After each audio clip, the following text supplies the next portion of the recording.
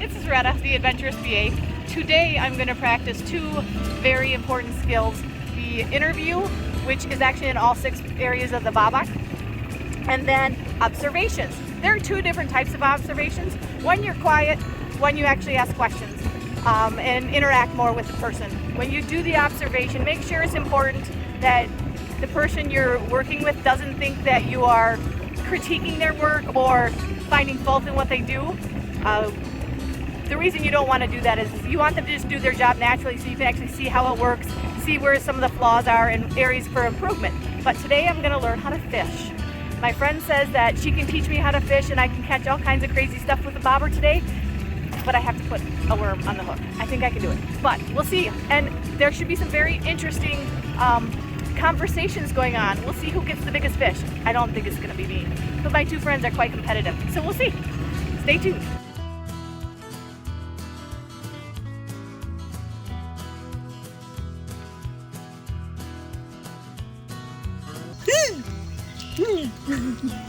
I caught the first keeper. It's a bluegill.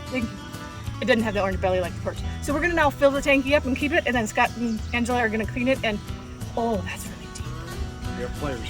We're gonna let Scott take the fish off the hook because I think I might fall in the water. But yay, I caught the first keeper. Yay!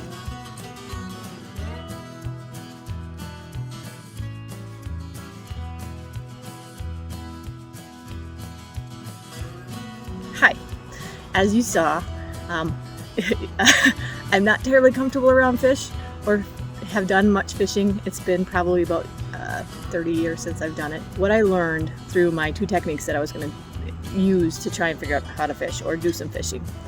Angela's right, it was fairly easy to do, but there is a lot of technique and skill involved with doing it. When I was watching Angela, she had a really great sidearm toss or cast. When I was a kid, we always did the overhand cast. Does not work unless you want it stuck in the trees, especially when you are close to the trees. We needed to fish near the trees because it shaded the area so you could actually wouldn't be seen by the fish.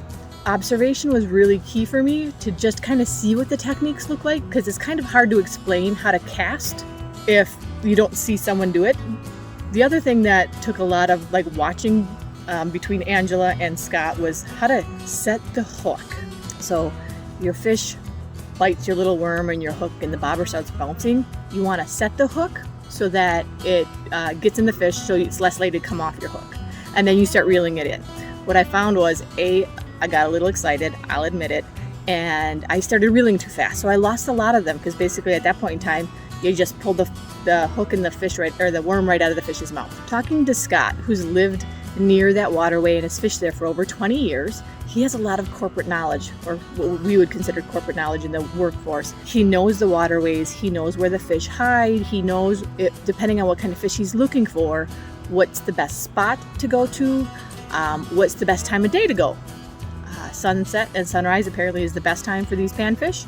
And there's this little channel that he goes to that's got a lot of weeds on the side, and it's covered with trees, so there's a lot of shade. So we were kind of following the shade down the channel, and with that you got to see where the fish were, and as the sun started touching the water or lighting up the water area, fish weren't there. You saw fewer bites, that type of stuff. If he were to go to a different waterway that he didn't know, he has enough corporate basic knowledge on these kind of fish like to be in this type of space, but without knowing where to find those spaces on the waterway, it would take a little bit more time to do it. He would probably still be fairly successful at it, but it would definitely be a different experience, simply because he just does not know necessarily where the best kind of spots are. Or he has to ask a lot of the locals, which may not want to share where their favorite fishing hunting hole is. But that being said, the techniques helped a ton for me to be able to be successful, and Scott and Angela were just wonderful, laughing with me. And although he did make some pretty funny comments about how the neighbors probably got a kick out of his bigger show, watching me scream like a little girl when I got my first fish, and trying not to smack him. He's got really good reflexes, because when you try and get the hook out of the weeds, it went flinging at him probably a few more times than I'd like to admit.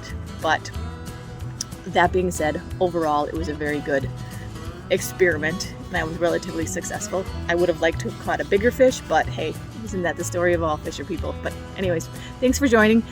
I have no idea what I'm doing next time. Hopefully get some more hiking in the east coast of Wisconsin, there by the lakeshore area. Busy season coming up with our son going off to college. So thanks for joining me, and we'll talk to you again soon.